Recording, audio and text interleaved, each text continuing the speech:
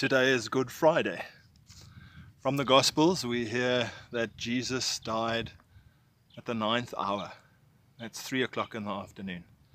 And so this afternoon at 3 o'clock, the death bell of our church will be tolled in commemoration of this event. And while that happens, I will read the Gospel for today from John 19, the verses 16 to 30, first in English and then in German. And to close, we will hear O Haupt voll Blut und Wunden, a famous hymn written to commemorate Jesus' death on the cross.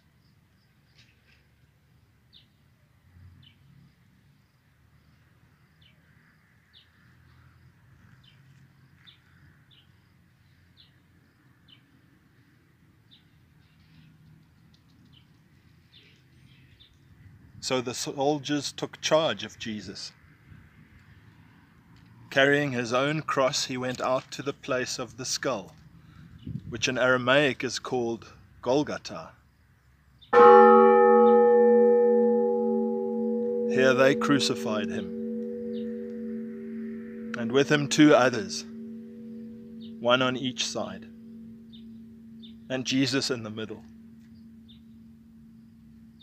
Pilate had a notice prepared and fastened to the cross. It read, Jesus of Nazareth, the King of the Jews. Many of the Jews read this sign, for the place where Jesus was crucified was near the city, and the sign was written in Aramaic, Latin, and Greek.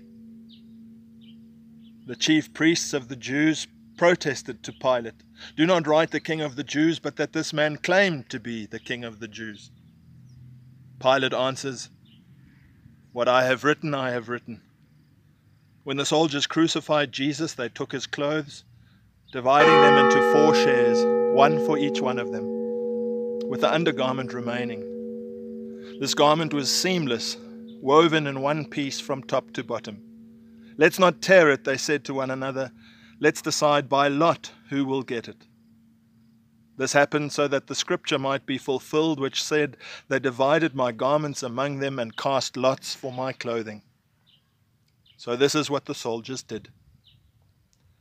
Near the cross of Jesus stood his mother's sister, Mary, the wife of Clopas, and Mary Magdalene. When Jesus saw his mother there and the disciple whom he loved standing nearby, he said this to his mother, "Dear woman, here is your son," and to the disciple, "Here is your mother."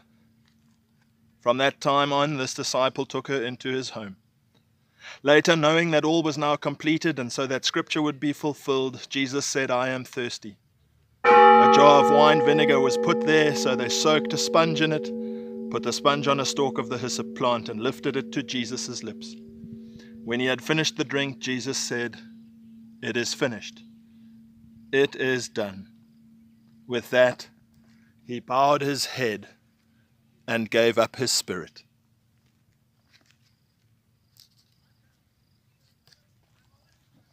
Da nahm Pilatus Jesus und ließ ihn geißeln.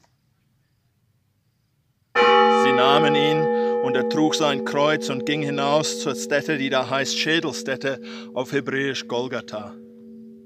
Dort kreuzigten sie ihn und mit ihm 2 andere zu beiden Seiten und Jesus in der Mitte. Pilatus aber schrieb eine Aufschrift und setzte sie auf das Kreuz, und es war geschrieben, Jesus von Nazareth, der König der Juden.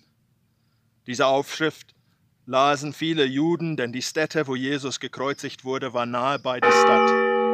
Und es war geschrieben in hebräischer, lateinischer und griechischer Sprache. Da sprachen die hohen Priester der Juden zu Pilatus, "Schreib nicht, der König der Juden, sondern dass er gesagt hat, ich bin der König der Juden." Paulus sagte aber, "Was ich geschrieben habe, habe ich geschrieben."